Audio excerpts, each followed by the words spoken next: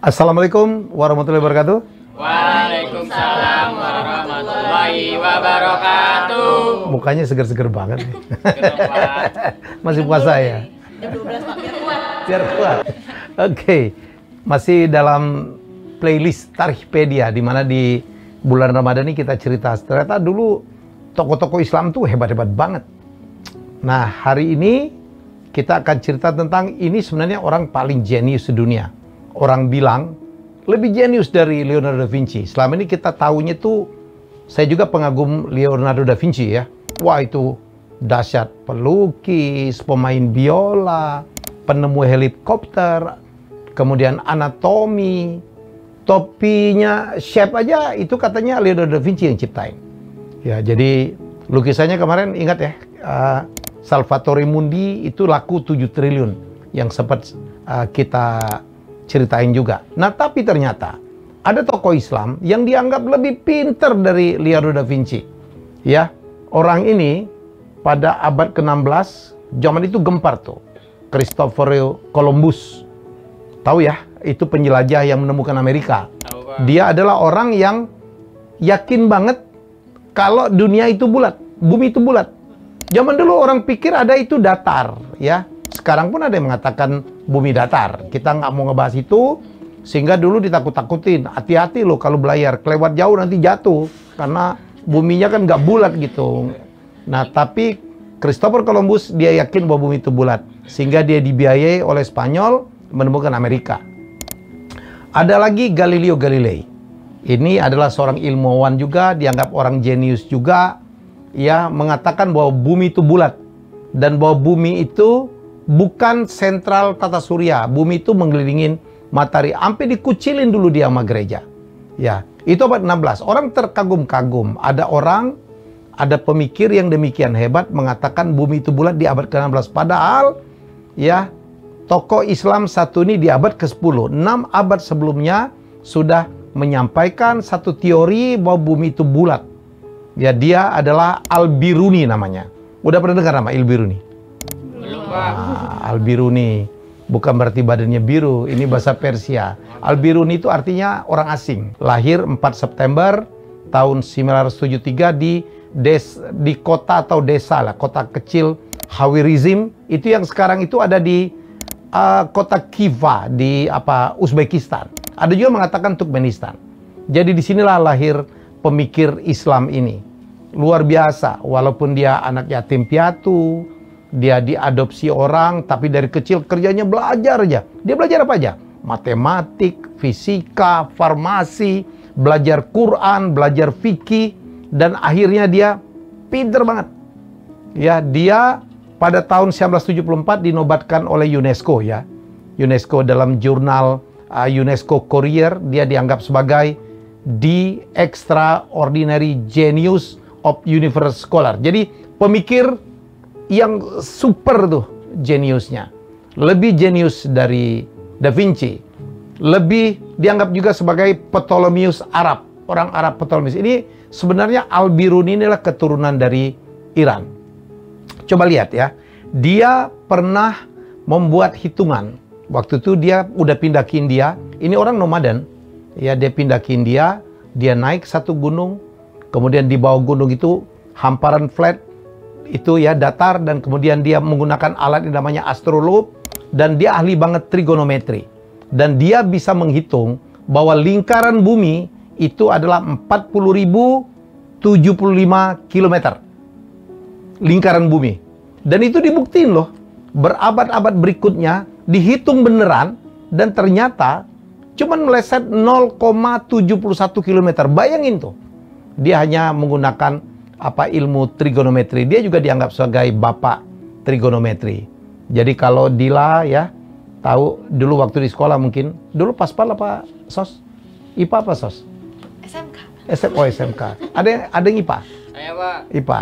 Di IPA tuh ada yang sinus ya, Bayu ya, kosinus, tangen, kotangen. Ini dia nih yang memperkenalkan itu.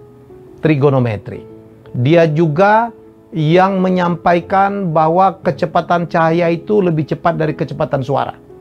Dia jago juga tuh. Dia jago astronomi, dia jago astrologi, dia jago geodesi, Dia jago kedokteran karena dia bersahabat juga dengan Ibnu Sina. Jadi ya adik-adikku, jadi sebenarnya Islam zaman dulu maju luar biasa. Sebelum pemikir-pemikir barat muncul, ya sebenarnya zaman dulu, terutama penemu-penemu, pemikir-pemikir dari Persia. Ini karena Al-Biruni juga orang Persia, itu adalah orang-orang yang punya pemikiran dahsyat. Nanti kita akan cerita juga. Yang penemu ilmu kedokteran itu Ibnu Sina. Kemarin kita cerita tentang Al-Farabi. Kita cerita banyak hal. Hari ini kita menceritakan tentang betapa hebatnya Islam masa lalu. Ya, kita sangat hebat dulu. Islam sangat hebat dulu. Sayang kemudian makin lama makin tertinggal. Kadang-kadang pemikiran-pemikiran tokoh-tokoh Islam zaman dulu dikembangkan di dunia barat dan akhirnya barat lebih maju dari timur ya, di mana Islam lebih banyak berkembang. Jadi saya cuma ingin agar kita terus belajar. Jangan pernah berhenti belajar. Ya, karena dengan belajarlah kita kembali bisa mengejar ketertinggalan, terutama Indonesia. Indonesia dulu juga hebat-hebat. Zaman dulu kita punya Sriwijaya, kita punya Majapahit, ya kita punya pemikir-pemikir hebat. Ya sekarang kita dalam kondisi tertinggal. Kenapa? Karena banyak ribut ya Dila ya, ribut aja. Ya Bayu ribut. Kita ribut untuk hal-hal yang tidak penting. Mari kita belajar. Karena cuma dengan belajar kita bisa mengejar ketertinggalan ya. Jadi mari kita kuatkan kembali silaturahmi kita. Mari kita belajar. Jangan lupa minum CDR juga. Saya juga minum nih. Gitu. Terutama untuk kesehatan tulang ya. Tadi siang saya minum sih Pak. Wih.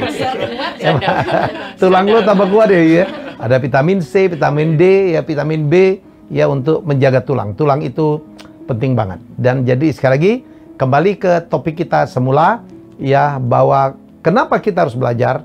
Karena semakin banyak kita membaca, ya, ada orang belajar dengan membaca, ya. Semakin kita banyak berpikir pula, semakin banyak kita belajar, semakin kita sadar bahwa kita tidak mengetahui apa-apa. Jadi kita harus belajar, belajar, belajar. Padahal Steve Jobs ya, Steve Jobs tuh bapaknya Islam loh, bapak kandungnya. Karena dia namanya ini orang Libanon, John Jandali. Dialah yang mempunyai moto stay foolish, stay hunger.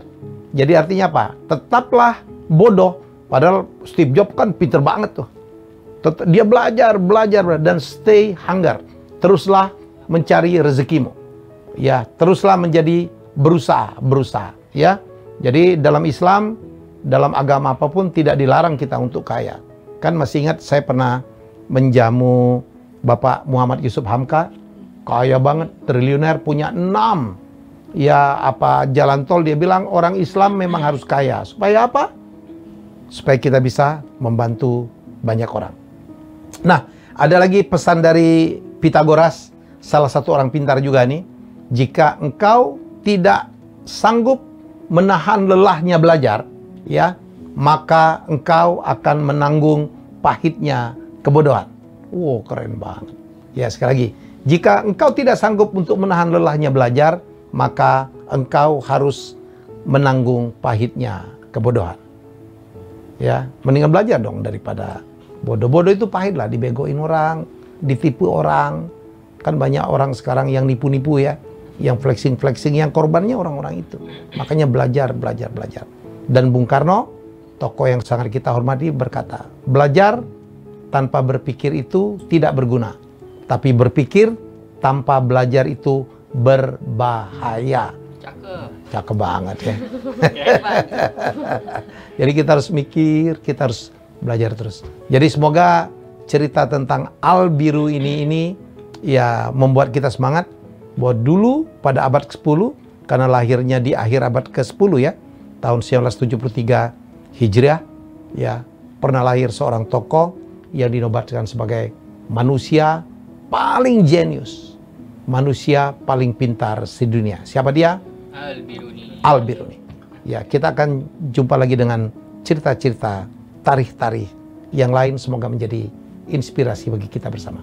Wassalamualaikum warahmatullahi wabarakatuh. Waalaikumsalam warahmatullahi wabarakatuh.